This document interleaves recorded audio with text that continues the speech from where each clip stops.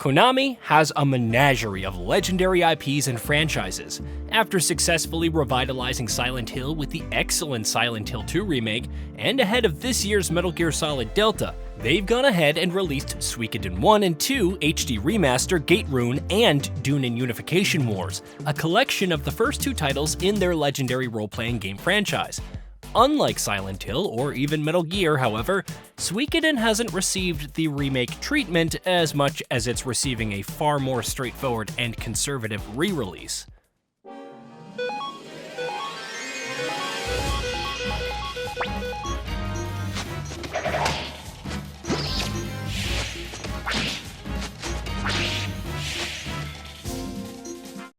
While disappointing, it's easy to see why this may be a smart decision.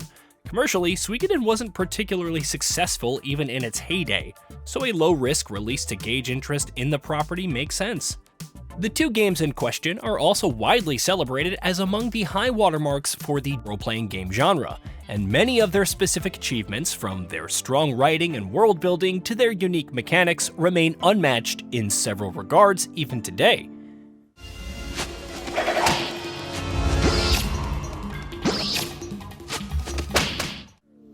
So a straightforward re-release does make sense, particularly since it does in fact have numerous small but smart updates, all of which have been made with an immense degree of respect for the source material. For instance, much like several modern re-releases of classic RPGs, these remastered games include speed-up options for battles, a text log to check or review any of the copious amounts of dialogue and exposition in the game. Difficulty options have been added, new sound effects have been added to the overworld, a gallery to look at in-game movies, listen to music, see art, or even check out the various endings have been added. Graphics have been touched up. All of this sounds like a fairly straightforward and relatively standard remaster release then.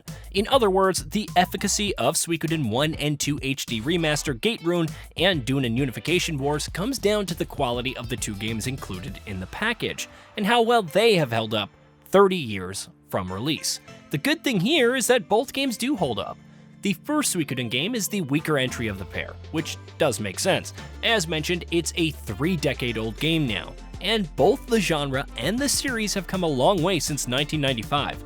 Suikoden does have a lot of the same hallmarks that made later entries in the series, and to be fair, even this first game at the time was so beloved. You're still fighting back an oppressive empire in a compelling tale, you're still traversing the world and recruiting over 100 characters to your cause, you are still fighting in deep but blistering turn-based battles, you still have a home base that builds and fleshes out over the course of the story as more and more join your cause, and you still have some remarkably well-developed and fleshed out party characters and interactions. The first game suffers mostly in terms of its writing not feeling quite as consequential and impactful as it does in the second game. Its status as a 1995 game is fairly evident in how, while tackling some fairly nuanced and hefty themes narratively, it deals with them in a more juvenile way than the subject matter or the series' reputation might suggest. As previously mentioned, it's still an interesting story that's fun to follow along, and which ends up being surprisingly responsive to the players sometimes, particularly when it comes to recruiting characters, and has some surprisingly poignant beats. A lot of the initial levity the tone has also dissipates with time as the story progresses as well, though never entirely. Other than the story, Suikoden's largest failing is probably at missing a lot of QOL improvements and upgrades that the sequel added, and which, for some reason, have not been backported to the first game in this collection. The graphical remastering also seems a little poorer for the first game compared to the second one. Some of this is down to the first game looking sparser graphically to begin with, which doesn't seem to translate as well to the HD widescreen format. The geometry can seem simplistic, and a lot of the textures are uneven, seemingly weirdly smooth and sanded out at times. It's all very minor. The original game is still a very pretty 32-bit style RPG, and the remaster maintains that. But the second game is the one that definitely looks better, both the remaster and the original. Of course, the second Suikoden game is widely considered to be better than the first one in pretty much every regard. In fact, the second game is considered one of the best RPGs ever made.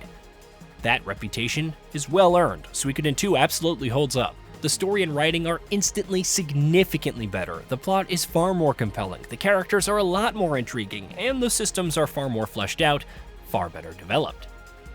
Suikoden II is, in other words, a far more confident game, and that confidence is instantly conveyed to the player. The game does a lot more with its central concept, including fleshing out a lot of its signature mechanics. The base building truly comes into its own with Suikoden II.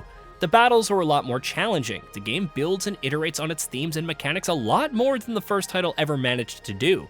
And the game has basic QOL that does wonders, including letting you rearrange your party formation right as soon as a character joins or leaves the squad, or telling you what gains individual stats had upon leveling up. Again, small stuff, but definitely stuff that adds up and counts.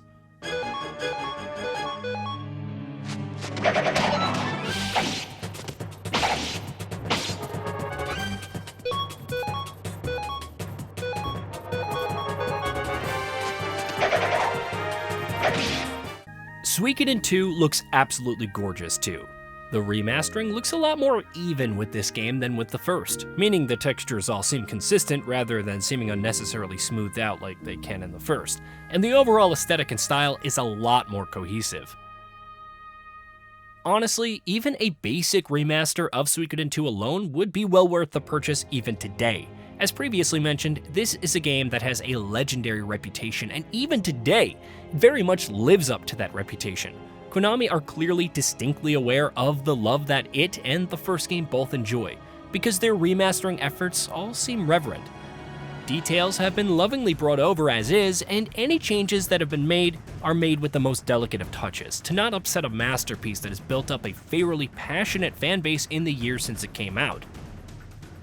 Which means even the most diehard and zealous of purists will be pleased with this collection. Yes, it's only remasters, not remakes. Yes, the changes, upgrades, and additions are minimal. Yes, the first game doesn't hold up as well as the sequel does, though it is still a good RPG that fans of the genre should look into. And yes, a new game in the series would also be good. But for all that this collection is not, here is what it still is.